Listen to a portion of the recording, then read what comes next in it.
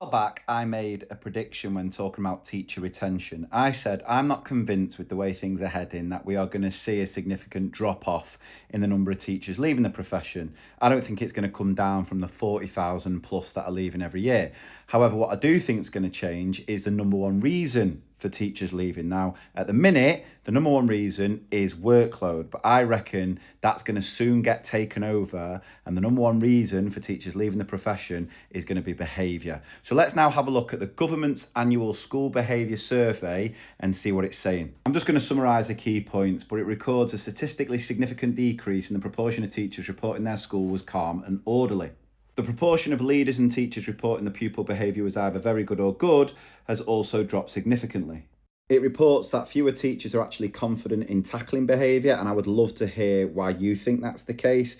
Is it a case that you feel that there's just not enough support from parents, from leadership? And the next point is that the proportion of parents who said they were supportive of their school's behaviour rules has statistically significantly decreased.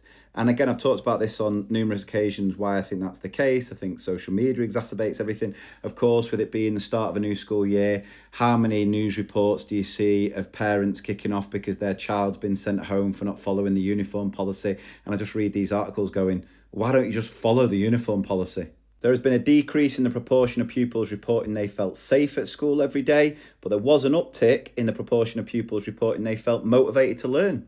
Now, I'll put the link of that article in the description so you can read the rest of it if you wish. But let's now have a look at how the government are going to help and support schools in addressing this issue. So the DfE have named the first 21 of 90 new integrated behaviour and attendance hubs set to open in September. Former behaviour SAR, Tom Bennett's going to keep his role, which I know a lot of teachers will be worried about because it just feels like that's more of the same when he oversaw behaviour with the Tories, which has led to where we are now. These hubs are the best of the best schools with a track record of improving attendance and behaviour standards. Over time, 500 schools in most need will receive intensive targeted help, while 5,000 schools overall will access these hubs when they've all been opened. And the Education Secretary Bridget Phillipson said, "We know what works: strong leadership, consistent attendance, and schools standing shoulder to shoulder with families."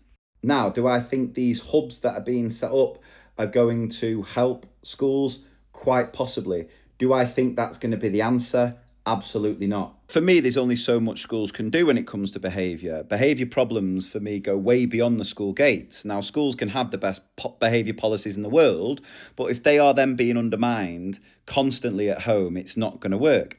And I do think it's okay to say that there are some parents who treat schools now like some sort of service. Drop the kid off, expect the schools to do everything from the education to the discipline to manners and not really step up and play the role themselves. And behaviour is a partnership. When parents back teachers, children learn quickly what's acceptable. When they don't, schools are just fighting with one hand tied behind their backs. And I completely empathise with parents when they don't have any support or any help themselves. In the current climate with the cost of living, it is difficult. The stresses, the pressure families are under just to make ends meet at the minute. It's tough, it's hard. I completely understand that.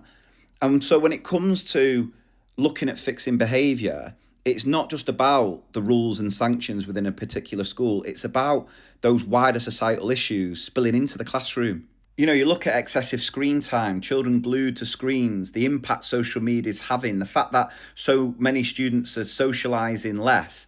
You know, that recent report talked about 7 minutes of every half an hour of learning is lost to poor behaviour. But you've got to look further than that. You've got to look at the years of funding cuts, the shrinking of youth services, and nowhere near enough support for children with additional needs and children who need support with their mental health. So when those systems fail, it's not going to work if schools are just left to pick up the pieces. So look, yeah, parents definitely need to support schools more. And yes, schools need strong, clear policies, but unless government actually invests properly in families, in mental health, in SEND support, and invest in communities beyond the school gates, behaviour is going to continue to just keep spiralling. And teachers, they don't need customers, they need partners. And if you want classrooms to be calm, safe places to learn, that responsibility has to be shared.